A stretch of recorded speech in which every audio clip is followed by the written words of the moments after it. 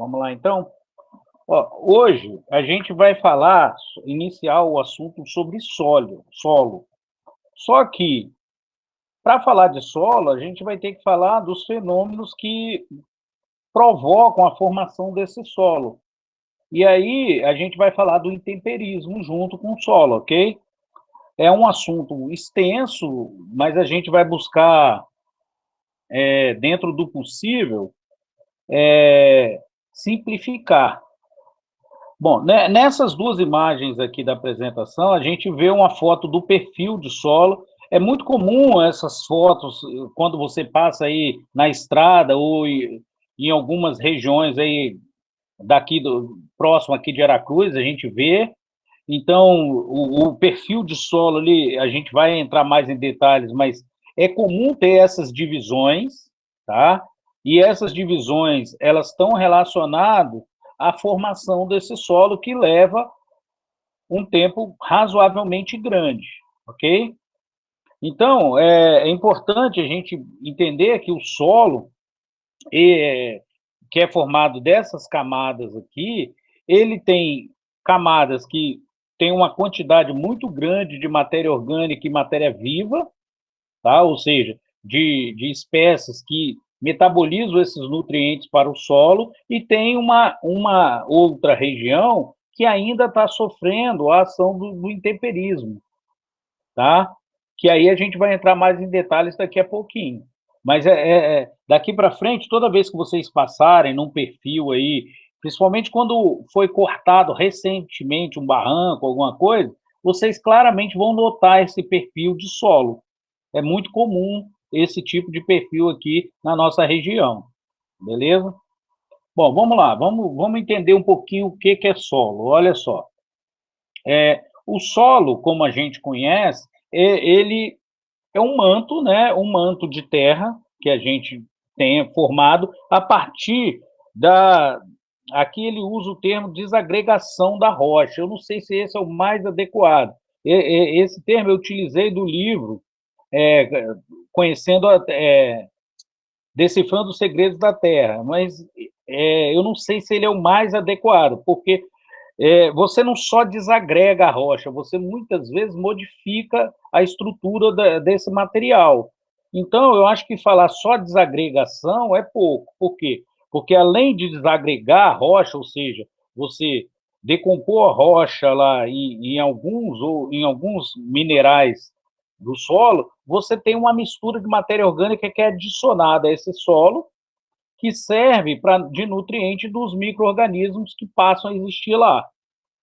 Tá? Esses micro-organismos, eles são de muita importância para que a vegetação que vai existir depois no solo se desenvolva, e nesse ponto é importante entender o seguinte: quando você faz um processo que é comum ainda no Brasil, de queimada, ou seja, você quer limpar uma determinada área e você põe fogo naquela área, você muda toda aquela concepção de solo. Por quê? Porque no momento que você põe fogo, você provoca um processo de desidratação do solo, e aí automaticamente você altera ali alguns dos micronutrientes existentes, e além disso, você tende a eliminar boa parte dos organismos vivos.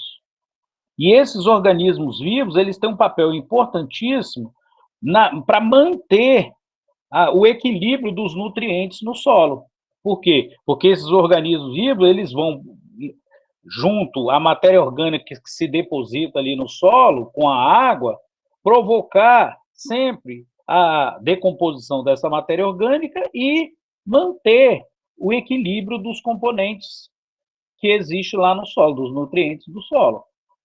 Então, quando o cara põe fogo, é claro que o objetivo de botar fogo normalmente é o quê? É você limpar uma determinada área de modo razoavelmente rápido, com certa eficiência, tá? Porque é eficiente o processo, só que você prejudica o solo quando você faz isso, e automaticamente você vai prejudicar o seu processo de formação de vegetação ali naquele solo.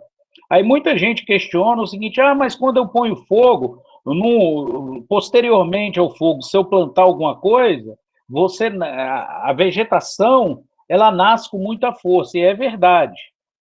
Por quê? Porque vários nutrientes que foram queimados ali, eles estão presentes no solo e a planta vai absorver esses nutrientes. O problema é a reposição.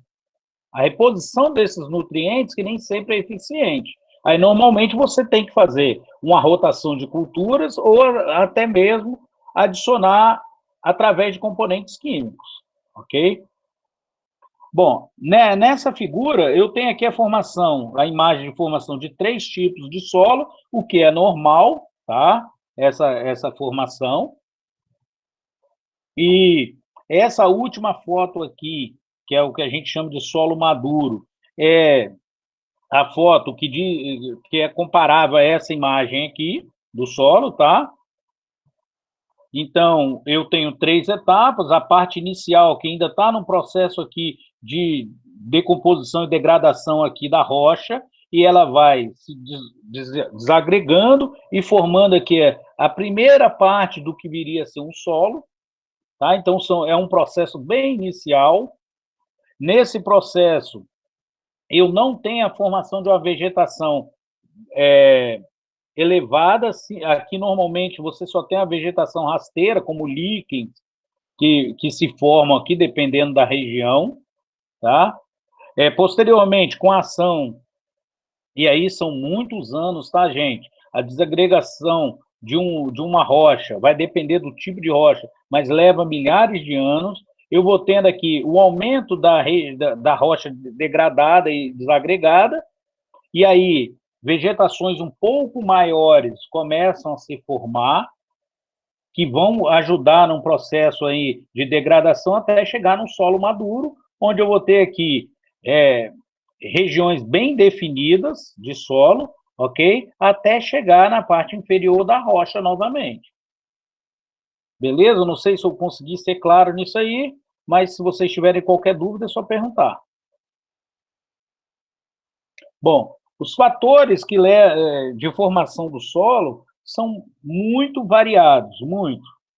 Por quê? Porque ele depende do clima, então o clima tem um papel importantíssimo aí na formação do solo.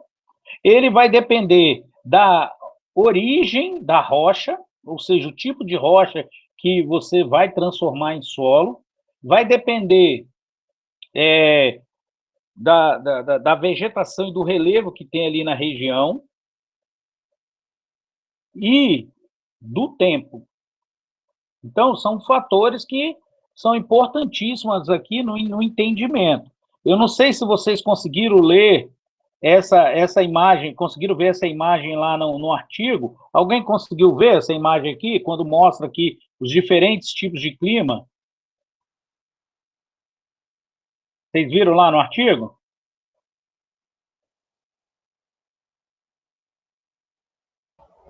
Eu não cheguei lá, não, pelo menos, até onde eu É, li. é que lá tem uma parte que explica que essa distribuição aqui essa foto está um pouquinho alterada em relação da imagem lá, porque da imagem estava muito sem foco, né? Eu peguei na internet, mas aqui o que eu mostro é uma região onde tem uma distribuição aqui de chuvas durante o ano, tá? Infelizmente, eu não botei de qual ano é isso aqui, e eu esqueci mesmo de ver. Vou ter que alterar isso aqui depois. Mas isso é uma distribuição geral. É claro que isso vai variar de um ano a outro, né? Mas, em média, ele tende a se manter. Agora, por exemplo, eu não sei se vocês repararam que esse mês de março ele está um pouco atípico aqui na nossa região. A chuva aqui aumentou bastante aqui nessa região. Todo ano chove, mas não chove tanto quanto esse ano está chovendo. Mas se vocês olharem o gráfico lá no INPE, no Instituto Nacional de Pesquisas Espaciais, lá você baixa um gráfico lá da distribuição de chuva por regiões em vários anos. Eu baixei um lá que tinha de 50 anos atrás. Quando você olha, há uma repetição, é uma função que se repete. Não chega a ser um senoide, mas ela se repete, e aí você, quando olha essa distribuição das chuvas, você vê que não tem mudado tanto assim, essa distribuição, ok? Olha só, quando eu falo distribuição, é média, tá? Claro que se você pegar numa região específica, ocorrem mudanças microespecíficas ali, muito específicas, ok? Mas, basicamente, qual é a importância dessa distribuição de chuva? Normalmente, a degradação e a desagregação do solo, ela é acelerada quando eu tenho muita água. A água ela é um fator muito essencial para que a formação do solo venha a existir. Por quê? Porque ela serve de auxílio a vários mecanismos. Ela serve para você iniciar o processo de dissolução de algumas rochas que são solúveis ou parcialmente solúveis em água, tá? É um processo inicial que a gente vai ver que é um intemperismo químico. Você, com a rocha, você reage, antes de atingir a rocha, você reage à água com gases ou micronutrientes, ou algumas espécies que estão na atmosfera, fazendo com que essa água ela chegue com o pH alterado, que pode vir a possibilitar ali o processo de intemperismo ali no solo. Dependendo da região, se for uma região de clima mais temperado ou frio, essa água ela age como intemperismo físico, por quê? Porque essa água ela escorre ali por dentro das fraturas que tem na rocha, ou pequenas fissuras, e quando esfria, ou seja, à noite, que tende a ter uma temperatura mais baixa, e essa água vem a congelar, no processo de congelamento ali, no processo da fusão, ocorre o aumento do volume da água, do líquido para o sólido, e aí, quando ocorre esse volume, você tende a ampliar aquelas fraturas que já tinham na rocha, ou pequenas fissuras.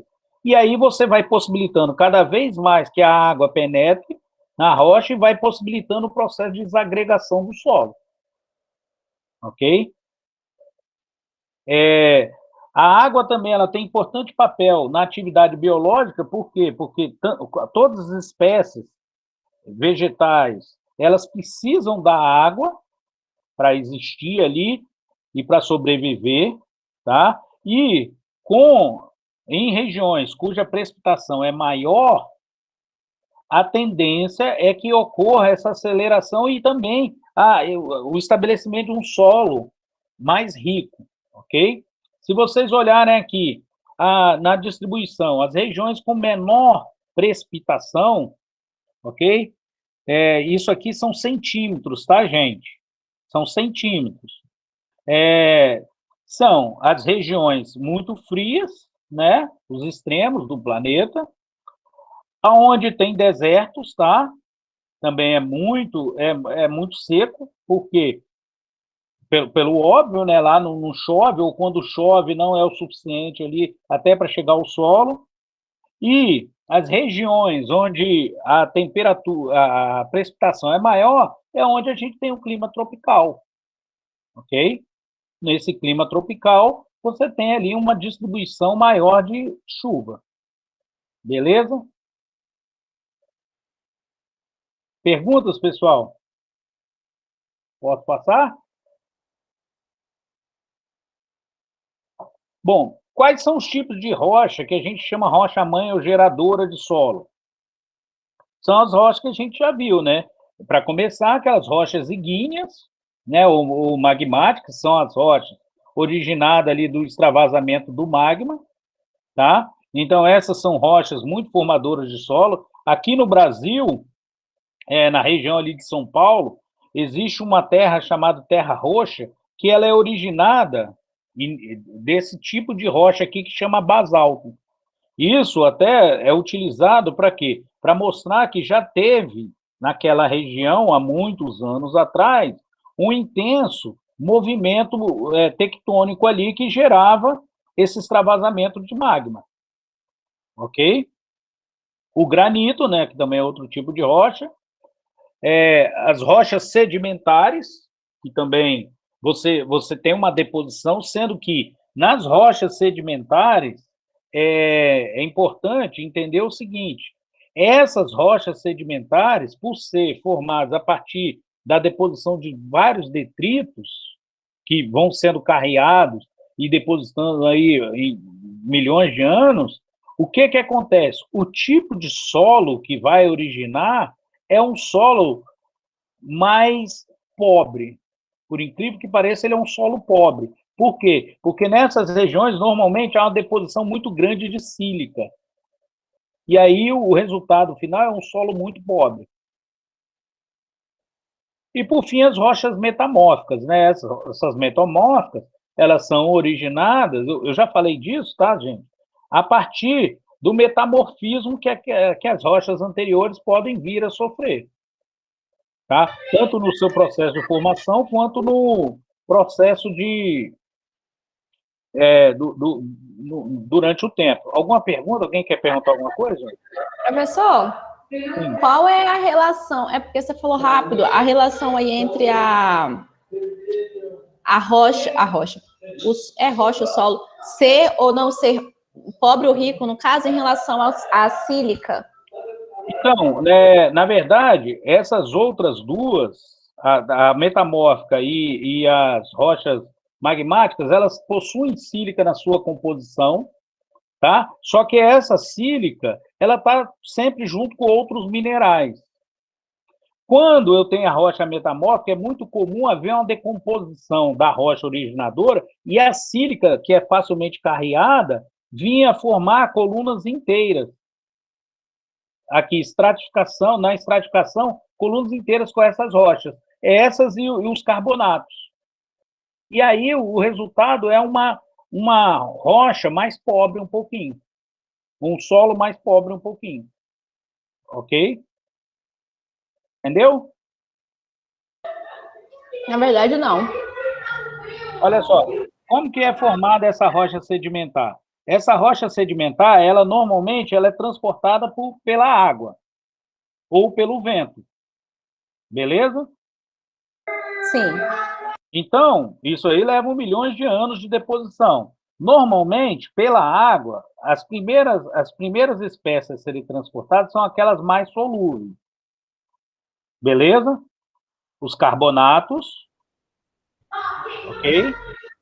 Que são arrastados ali com a água, vão sendo carreados. Beleza? E a sílica, ela é levada pelo vento.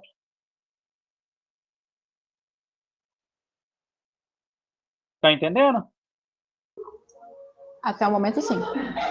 E aí, o que acontece? Na estratificação, eu vou ter aqui regiões muito ricas nesses componentes. Vai ter outros componentes? Lógico que vai ter, mas ela é muito rica nesses componentes. E o resultado, você vai ter um resultado de um solo que não é tão rico em nutrientes quanto da decomposição, desagregação dessas rochas magmáticas ou metamórficas. Aí, no caso, quanto mais esses nutrientes, sílica, por exemplo, mais pobre é o solo?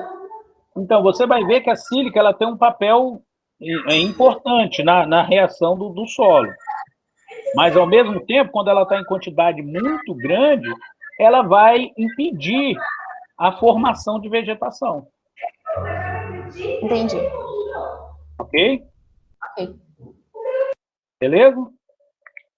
Bom, agora o que vai fazer, olha só, o que vai acontecer para haver essa formação do solo? O processo que a gente dá é chamado intemperismo. Esse intemperismo, ele é o nome que é dado, para mim até fica assim, eu não consegui, eu já procurei a origem do nome, eu não consegui, eu procurei tanto na parte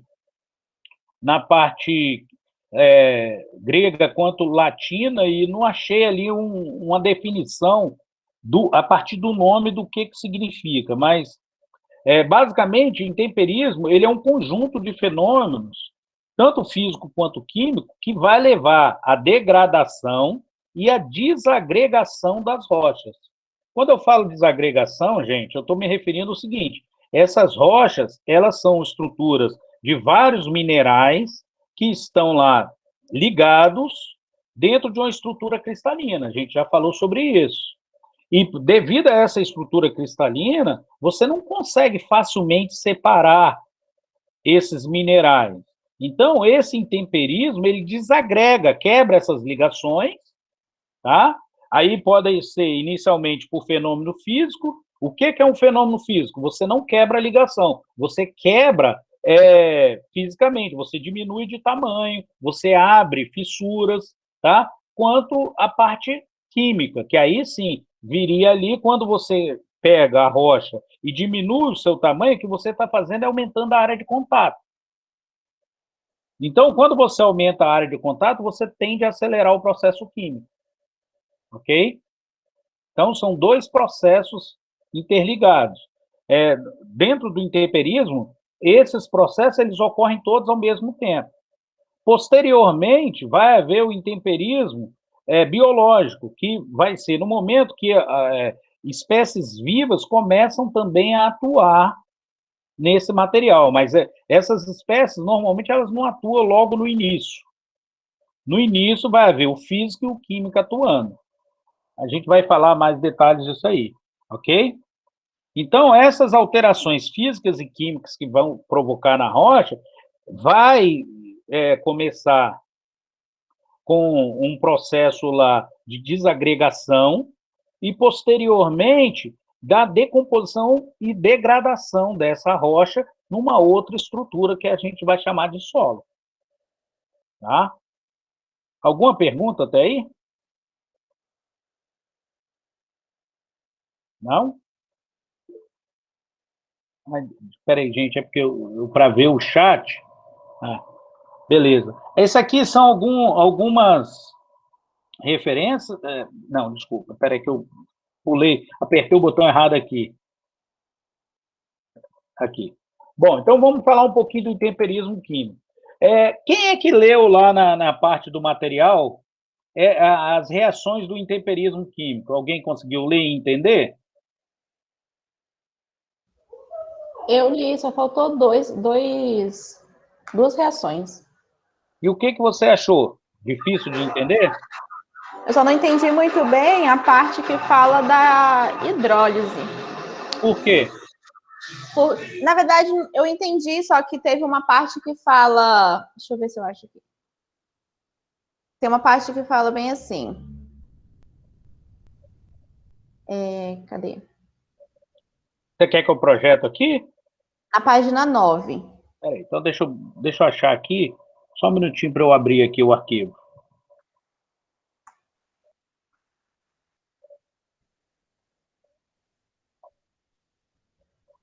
Acho que é aqui. Então, vamos lá. Eu tô perguntando do arquivo, tá? Porque esse arquivo, essa parte está muito boazinha. Eu sei que ele ficou meio claro, gente. Eu não consegui um arquivo melhor, tá? Foi essa parte aqui que você não entendeu? Antes de começar a acidólise, é um parágrafo acima da acidólise. Acidólise. Hidrólise, oxidação, aqui. É porque aí fala bem assim, ó. Quando são originados argilominerais, os tipos caulinita, que ele explicou aí em cima, a partir da hidrólise total e parcial, em que a relação de átomos, aí fala do silício para o alumínio é 1 por 1, 1 para 1, só que eu não vi isso aqui. Essa proporção. Ele tá lá em cima. Tá nessa reação aqui, ó. Eu vi a reação, mas eu não... É porque aqui, porque ele não vai falar diretamente, mas quando você olha aqui na reação, o que ele quis dizer é que você vai ter proporções de silício e alumínio que vão reagir de 1 para 1. Eu não sei se você está entendendo. Na molécula, isso aí eu estou dizendo na molécula, tá? Deixa eu ir lá para cima, que a gente vai ver aqui desde o início aqui, para você entender melhor. Bom, vamos lá então. Primeira coisa, eu vou usar aqui a referência aqui para vocês com vocês, tá? Hidratação. Alguém teve alguma dúvida do que é hidratação? Como que ela ocorre?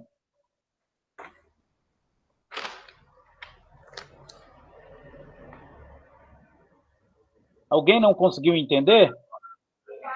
Por exemplo, nessa estrutura aqui, ó, CaSO4.2H2O e CaSO4 2H2O aqui. Qual a diferença de uma para outra, hein?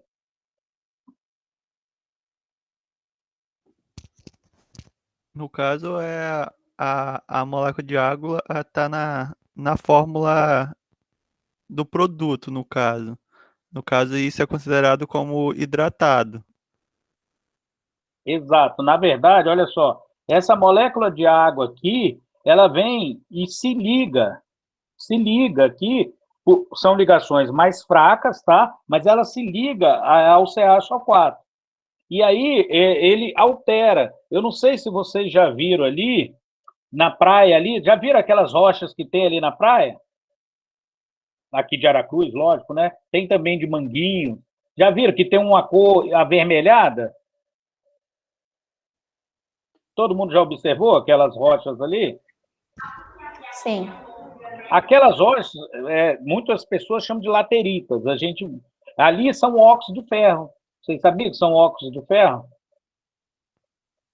Só que aquele óxido de ferro, que daquela rocha, ela tem na sua estrutura moléculas de água ligadas. Tá? E, diferente do óxido de ferro sem água, essa água que penetra ali, ela facilita a quebra do mineral, das ligações que dão origem ao mineral. Ela enfraquece ali aquelas ligações, ok? Estão entendendo? É a mesma coisa aqui, ó. Você deixa de ter o sulfato de cálcio, tá? E passa a ter uma espécie hidratada. Essa espécie hidratada, ela tende a ser mais fácil de se quebrar a ligação e gerar as espécies livres para o solo do que o sulfato de cálcio puro. Tá entendendo? Sim. A parte de dissolução, eu acho que é a mais fácil, não é? Que é o que a gente já vê, né? Porque você tem as espécies que são, é, são, é, são separadas ali durante a dissolução com a água, formando os seus rios de origem, né? E aí essas espécies, elas são carreadas pela água. Os carbonatos são a espécie mais discutida, por quê? Porque os carbonatos ocorrem vários processos durante o contato da água com ele. Então, por exemplo, na hora que você tem uma rocha que ela é formada de carbonatos, normalmente essa rocha ali, ela sofre a dissolução parcial pela água. Não é uma dissolução total, mas parte daquele carbonato vai sendo carreado pela água. Ok? Aqui mostra a formação de espécies carbonatadas, né? Essa imagem ficou horrível, tá, gente? Eu não consegui ver nada dessa imagem. Ele fala que é uma microscopia eletrônica, mas eu não consegui ver, sinceramente. A parte de hidrólise aqui, todo mundo entendeu? Sim. Pelo menos eu sim. Vocês entenderam que a sílica, olha só, essa parte é importantíssima porque ela explica aquela parte anterior lá que eu acho que era o que a Aline não estava compreendendo. Eu acho, né? A sílica, normalmente, quando você tem a formação de solo, você tem muita formação que a gente chama de aluminosilicatos. O que são aluminosilicatos? São espécies ligadas lá, vai ter elemento da família 1A, 2A, ligada ao silício e o alumínio na estrutura. Tudo bem? Só que a sílica, ela é insolúvel em água. Beleza? Quando você pega areia e põe na água, você não consegue a dissolução dela. Ela fica praticamente insolúvel. Já a alumina, dependendo do pH da água, você consegue. Então, essas duas espécies com a água, a hidrólise é o quê? Dependendo do pH da água, se ele está mais ácido ou mais para neutro, eu tenho condições de haver a liberação de mais silício e mais alumínio para reagir lá na formação do solo, formando os aluminosilicatos. Estão entendendo? Não basta ter as espécies, você tem que ter o meio. E o meio para possibilitar essa reação é a água. Compreenderam? Então, é muito importante isso, porque o entendimento, os efeitos do clima e da natureza influenciam muito. Por quê? Se eu tiver uma região em que houve uma atividade vulcânica muito grande, a tendência é que diversos materiais gasosos derivados de enxofre sejam expelidos para a atmosfera, e nessa região, em contato com a água da chuva, a tendência é que eu forme espécies de pH mais ácido, pH mais baixo. E esse pH mais baixo possibilita a dissolução maior, tanto de silício quanto de alumínio. Estão entendendo, pessoal? Que é o que chama de hidrólise, né? A quebra pela água. Beleza? Então, o que você está fazendo aqui é o quê? Você mexe com o coeficiente de solubilidade. Só que isso, quem está mexendo é a própria natureza, né? Se eu pegar dependendo da faixa de pH que eu pegue para trabalhar, eu não vou ter condições de formar essa reação. Por quê? Porque eu não vou ter as duas espécies livres lá para reagir. Ok? E um detalhe que é importantíssimo entender: eu não preciso aqui, porque nós, como trabalhamos em solução, nós temos o hábito de pensar assim, poxa, isso aqui vai ter lá a quantidade de água lá. Não, não precisa. Você só precisa ter uma película, um filme de água para essas reações acontecerem. Lembrando que isso aqui acontece por milhares e milhares de anos. Ok? Então é um processo muito lento. Beleza? Alguma perguntinha?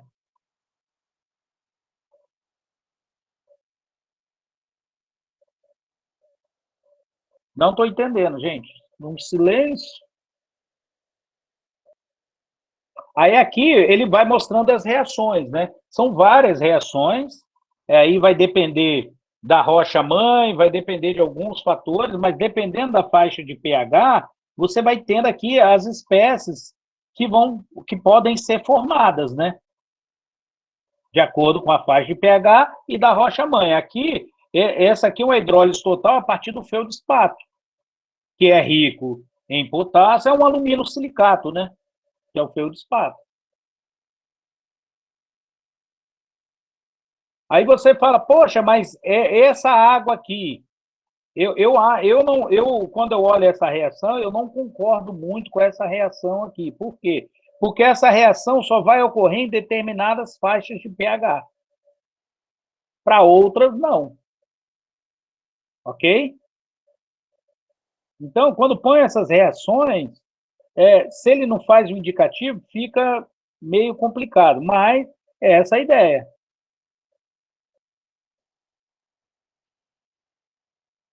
Já a hidrólise parcial, que era o que a gente estava lidando antes, é o porquê. Dependendo da faixa de pH, você tem liberações menores das espécies. E aí, lógico, se eu tenho liberações, concentrações menores, as reações que vão acontecer são diferentes. Por exemplo, aqui acontecia a formação, na total, do hidróxido de alumínio. Tá? E lembrando, gente, esse hidróxido de alumínio, aqui parece que ele está em solução, né? Mas não está, não. Tá? Isso é uma reação que vai ocorrendo a partir da molécula de água, mas ela ocorre em meio sólido, tá? A água, ela possibilita isso. É importante vocês entenderem que as reações em meio sólido, elas ocorrem. A diferença é o quê? que no meio líquido você faz na hora, no meio sólido vai levar muito tempo. Mas ela ocorre em meio sólido. Ok? Assim como essas aqui. Só que aí, nesse caso aqui, eu já não tenho a formação do hidróxido de alumínio. O que eu tenho é a formação de espécies diferentes da anterior. E aí são várias reações, tá? Esse aqui são reações sugeridas, os compostos são extremamente complexos, normalmente são compostos com a estequiometria variada e nem sempre essa estequiometria é muito boa, tá? Porque ela pode ser não estequiométrica, mas quando a Aline falou lá da proporção de silício, é justamente aqui a proporção na estrutura. Eu tinha aqui a proporção no feldspato, né, no alumínio silicato, e no produto formado eu passo a ter uma proporção diferente. Tudo bem, Aline? Eu não sei se você está entendendo o que eu estou te falando. Que acho que foi aqui embaixo que ele falou, não é? Quando... Foi aí embaixo mesmo. Você entendeu? Então, o que eu estou querendo só mostrar para vocês é que essas reações que ocorrem, todas elas dependem de um meio. O meio é a água, mas quando a gente fala dessa água, não quer dizer que essa rocha está imersa na água. Claro que se estiver imersa na água, o tempo que vai ocorrer a reação é muito menor, mas essa água ela vai formando filmes, películas, e muitas vezes não precisa nem de chover, tá? A própria condensação do clima já possibilita essas reações. Lentamente. Isso aqui é um processo muito lento, tá? Lentamente. Eu não sei se eu consegui ser claro para vocês. Por isso que eu pedi para vocês lerem, porque a leitura dessa parte aqui ela é mais importante, porque na hora que eu vou falar aqui, se eu for mostrar todas as reações, eu vou ficar várias aulas só discutindo isso, porque são reações com compostos muito complicados. Ó, e alguns deles são não estequiométricos. O que é não estequiométrico? É que essa proporção aqui, ela não fecha necessariamente. Por que não fecha? Porque dentro da estrutura cristalina do produto formado, há substituições. Ok? Então, ó, se você olhar aqui, por exemplo, ó, a proporção aqui, ó, silício 3,7. Estão vendo aqui? Eu não sei se conseguem ver. Está na página 9. Alumínio 0,3. O que é isso aqui? Dentro da estrutura cristalina, era para ter só silício e oxigênio aqui, ó. Silício 4, alumínio e oxigênio 10. Só que parte da quantidade de átomos desse silício foi substituído na estrutura cristalina pelo alumínio. É isso que eu quis dizer com vocês. De não estequiometria, tá vendo? Não há aquela proporção. Claro que, se você pegar em átomos, a proporção é mantida. Mas quando você pega molarmente, 3,7 não é proporcional um ao outro. Só que somado do alumínio, ele fica proporcional. Isso é um composto não estequiométrico. Ok? Por isso que tem esses números decimais que não é comum, né, a gente usar. Mas aqui não tem jeito, tem que mostrar assim. Perguntas? Posso voltar para lá para a apresentação? Sim, eu estou de boa, professor. Então, vou voltar aqui para a gente... Ó, lembra que é o seguinte, eu gosto de frisar isso com vocês sempre, porque vocês estão num curso de Química. É óbvio que você fala assim, poxa, eu nunca vou usar essa parte de mineralogia. Talvez sim, talvez não. Por exemplo, alguns de vocês hoje estão aqui atuando para trabalhar na indústria. Só que as coisas mudam com o tempo. E às vezes você vai lecionar. Então, quanto mais você conseguir aprender nesse momento, da graduação, melhor. Por quê? Porque depois que você começa a atuar num trabalho, as coisas ficam um pouquinho mais difíceis, tá? Muitos de vocês já até estão vendo isso. Bom, outros mecanismos que possibilitam o intemperismo químico são o oxigênio. Por que o oxigênio? Porque o oxigênio ele atua na oxidação dos materiais. Então, esse processo oxidativo, ele reage o tempo todo. O oxigênio está na atmosfera. Então, a rocha, os componentes da rocha da superfície, eles reagem o tempo todo com oxigênio. Só que, como são estrutura cristalina, esse processo é lento. O dióxido de carbono, que ele, junto com a água, ele possibilita várias reações, e o enxofre, que também já foi falado, que também possibilita várias reações. Por quê? Porque muda o pH da água, na formação ali de espécies ácidas, ok? O intemperismo biológico, ele é um processo posterior. Por que posterior? Porque o intemperismo biológico, ele só vai ocorrer depois que já há uma pequena formação de solo. A rocha mesmo só vai ocorrer o intemperismo físico e químico. Por quê? Porque na rocha mesmo, a espécie biológica, elas não conseguem sobreviver. Aí você fala, ah, não, mas na rocha já tem aquele link, aquele bolor, aquele lodo ali que fica. Sim, mas ali já começou, já iniciou o processo de uma película de sólido. É onde a atividade biológica se inicia. Então, essa atividade biológica, ela se dá por tudo, por micro-organismos, por plantas, por animais, de todo tipo. Tá? Então, todas essas espécies, elas vão reagir e vão, de alguma forma, alterar a estrutura daquela rocha, possibilitando as reações ocorrerem. Então, eu vou ter aqui a presença de bactérias, de fungos. Quando você olha aqui, tanto no solo quanto na superfície, tá? Vou ter vários tipos de vegetais que atuam ali. Os vegetais, eles reagem de uma forma muito violenta, por quê? Porque eles excretam substâncias químicas que proporcionam o intemperismo químico, tá? Então, é uma espécie biológica reagindo e causando ali o intemperismo químico lá, através de ácidos orgânicos e outras espécies, ok? Mais ou menos, aqui, eu tirei desse site aqui, lá no site, ele estima que para cada 1 grama de solo, eu tenho aí em torno de 600 milhões de bactérias. E além dessas bactérias, eu tenho as outras espécies lá, coexistindo naquela 1 grama de solo. Tá? Muito dessas espécies que existem lá ainda não estão totalmente entendidas. Tá? Por isso que, em regiões, por exemplo, com escavação, tem que se ter muito cuidado, porque já existiram várias espécies, tanto de bactéria como de vírus, que a gente está enfrentando aqui, nesse momento, que ainda continuam lá no solo, existindo lá no solo. O que ele precisa para se desenvolver? De um hospedeiro.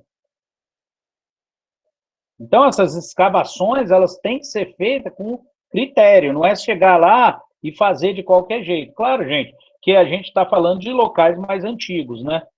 Ainda existe, por exemplo,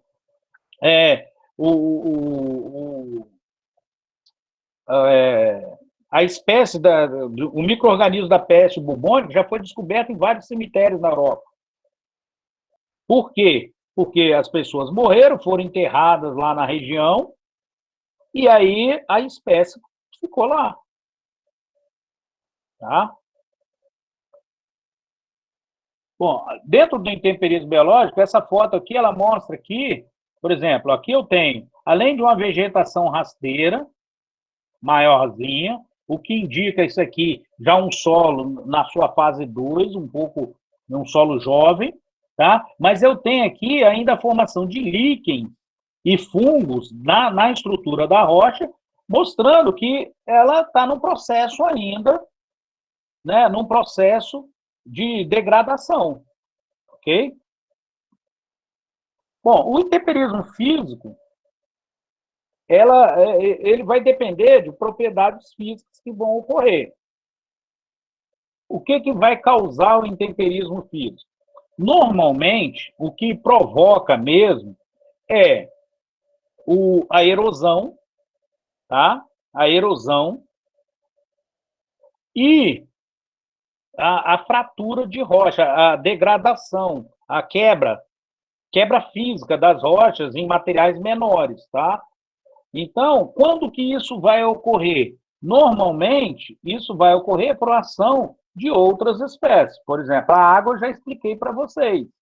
A água, ela tem um fator predominante, né, nesse intemperismo físico. Só que, sozinha, ela não resolve. Por quê? Para a água poder penetrar na rocha, ela precisa de ter uma condição. Essa condição é o quê? O relevo. Então, quando eu tenho regiões acidentadas, onde formam bacias que podem acumular rocha, isso favorece o intemperismo físico. E se essa região for de clima temperado, ele vai acelerar o temperismo físico. Ok? Então, quando a gente olha esses processos de intemperismo, primeiro, você identificar um só é impossível. Todas as vezes tem todos os intemperismos juntos. Por exemplo, quando eu mostro aqui essa região, aqui o intemperismo biológico está acontecendo, o químico está acontecendo. Mas o intemperismo físico, ele está dividido o quê? Nas propriedades físicas. Então, quais vão ser? A variação do volume da água ali que penetra e favorece a quebra e a fissura em rochas, o coeficiente de dilatação térmica, por quê? Imagina, eu tenho lá uma rocha descampada que toma sol o dia todo, então ela tende a absorver aquela radiação e se aquecer, e logo depois você tem uma mudança drástica de temperatura. Isso vai provocar o quê? Isso vai provocar o rompimento. Por quê? Porque automaticamente, quando a temperatura cai, você provoca o aparecimento de trincas e fissuras. Ok? E qual a vantagem da presença de trinca e fissuras? Você aumenta a superfície de contato, tanto para o intemperismo biológico quanto para o intemperismo químico. Você favorece aí o processo. Beleza? Aqui tem vários, isso aqui são tudo fissuras que foram causadas ali por os diferentes tipos de intemperismo. Tá?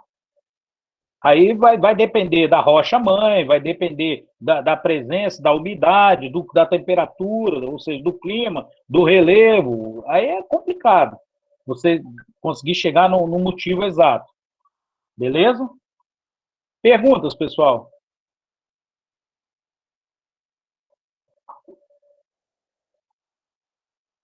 Nada? Dúvidas? Eu tô de boa. Alguém mais dessa... O Estamos pessoal não tá quase falando mais fechando, nada. tá? Porque o pessoal está meio calado, né? Aqui é aquilo que a gente falou, né, dos diferentes estágios da formação da rocha. Isso aqui é mais para enfatizar o que a gente botou, né? Eu teria a rocha aqui, um paredão de granito, né, no desenho, onde através da ação de temperismo físico, você normalmente se inicia com temperismo físico aqui, porque se o paredão ele for liso, eu não consigo nem ter uma ação muito eficiente do intemperismo químico. Por quê? Porque eu preciso de ter regiões onde a água e e outras espécies químicas possam se depositar para haver a ação do intemperismo químico. Então, o físico, normalmente, ele se inicia causando o aparecimento de fissuras e trincas, que aí favorecem os outros intemperismos, que seria o químico e o biológico. Tá? Então, aí, isso tende a aumentar. Normalmente, eu vou ter uma primeira camada, e é importante entender que essa camadinha de solo aqui, ela não é grande. Ela começa com um filme, que vai possibilitando na região o crescimento de espécies e a sobrevivência de alguns micro-organismos que vão degradando até chegar no seu perfil de solo maduro, né? Que seria esse aqui, onde espécies maiores podem se fixar.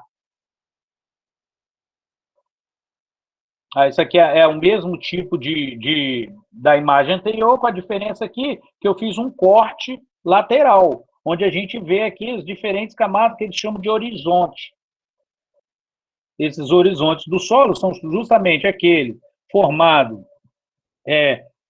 de um material particulado e matéria orgânica, tá? O segundo, que é um material particulado maior, o terceiro, que eu já tenho alguns detritos, e o CUD, que o C é praticamente a rocha em processo de mudança, de alteração, e a rocha-mãe, que fica lá no fundo. Normalmente, para você olhar esse perfil, o que eles fazem? Eles fazem a sondagem. Eles furam e tiram um perfil aqui de fora a fora. Eles vão aqui de fora a fora recolhendo o material.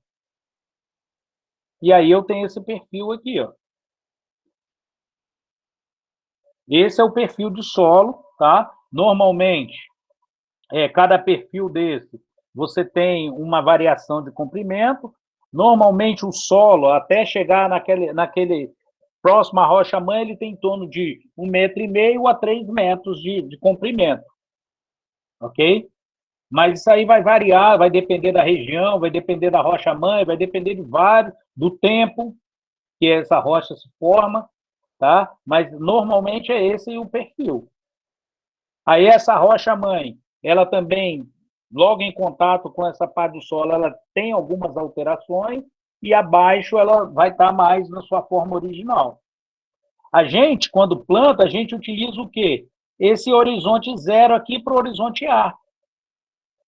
Tá? Então, quando faz a plantação, você utiliza até 50 centímetros aqui do solo. Não é mais do que isso. Beleza? Bom, os fatores, vocês chegaram a ler lá no material lá, os fatores de degradação do solo?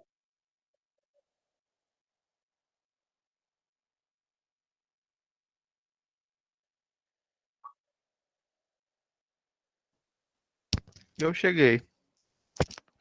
Você lembra de algum? Degradação, não de formação, tá?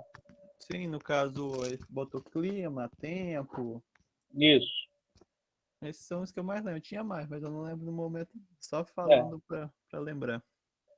Só para vocês entenderem, e eu chamei atenção para isso, só para a gente conseguir aqui ter uma noção. Olha só, você tem mais ou menos, um tempo para você formar 1 metro de solo para cada hectare, um tempo aí em torno de 30 mil anos. Só para vocês entenderem o que eu estou falando, é o seguinte: os fatores do clima são os mais variados que vão alterar o solo, tá? Que a gente vai falar. Mas o fator que hoje ele é mais acelerado na degradação do solo é o homem. Por que o homem? Você leva aí em torno de 15 mil anos para você formar aí uns 50 centímetros de solo com uma certa qualidade. O homem, ele leva um dia para acabar com isso tudo, ou menos. Através de queimada, o manejo inadequado. Por quê? Porque ele altera a estrutura, a gente não consegue entender o porquê que as pessoas não enxergam como que estão fazendo besteira quando você pega lá uma região que tem um córrego e ele tira toda a vegetação dos dois lados do córrego. O que vai manter aquela estrutura ali para que aquele solo não venha a cair ali no solo, ali no córrego? Então, eu não sei como que funciona. Se você ver aqui em Aracruz, o tempo todo tem isso. As pessoas tiram a vegetação, e é proibido por lei, né? Você tem que manter essa vegetação, mas eles tiram toda a vegetação. E aí, automaticamente, vai haver o assoreamento daquele córrego. Aí a pergunta, o que provoca a formação? Ah, tá aqui, eu botei no lugar errado aí. O que provoca a erosão em alguém? Leu lá no arquivo?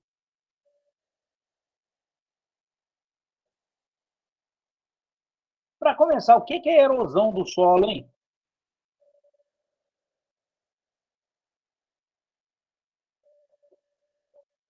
Alguém chegou a ler isso? Pelo jeito, não, né? Bom, então tá bom. Então, olha só, a gente vai parar aqui. Definição fica meio complicado. Mas você chegou a ler? Eu acho que no começo falou alguma coisa de erosão. Aí no final também fala. Aí não cheguei lá no final do artigo Tá. tudo, não. Tá bom. A gente vai fazer o seguinte, então. Alguém tem alguma dúvida sobre essa parte de solo, perfil, formação? Alguém ainda tem? As reações, essa aqui que tinha que estar lá no outro. Eu botei no lugar errado, tá vendo? O slide.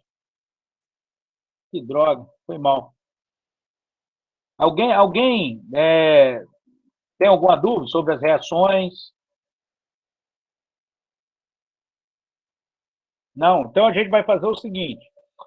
Na próxima aula eu vou falar sobre a classificação dos solos, tá? Aí nessa parte de classificação a gente vai ver aqui, de acordo com a origem, o tipo de formação de nutrientes que a gente teria, tá? E aí, logicamente, esse tipo de classificação vai influenciar, que a gente vai falar na próxima aula.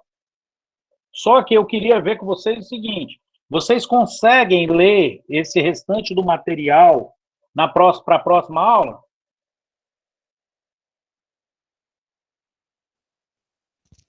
Ou vocês precisam de tempo para ler? Vocês estão muito enrolados?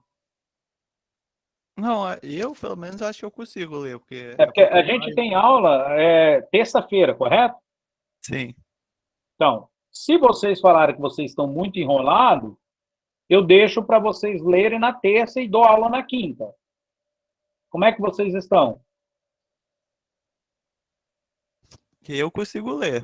Não sei o resto da sala. E aí, pessoal? A vantagem de quando eu peço vocês para lerem assim, sem dar o tempo, é porque, como eu falei, eu quero dar pelo menos algumas aulas para vocês poderem fazer o trabalho de vocês. Então, eu não quero gastar essas aulas todas, assim, deixando para vocês lerem, porque senão vai acabar a gente não tendo um tempo lá para vocês fazerem. Eu vou deixar umas aulas, pelo menos umas 2 semanas, para vocês poderem fazer o trabalho. Estão entendendo? Então, a gente combina assim, vocês terminam de ler o material, na terça-feira a gente praticamente vai finalizar solos, e aí a gente vai fazer outro teste. Vou fazer uma aula de exercício ainda, e aí a gente faz o outro testezinho, outro questionário, tá bom? Ok. Fechou, então?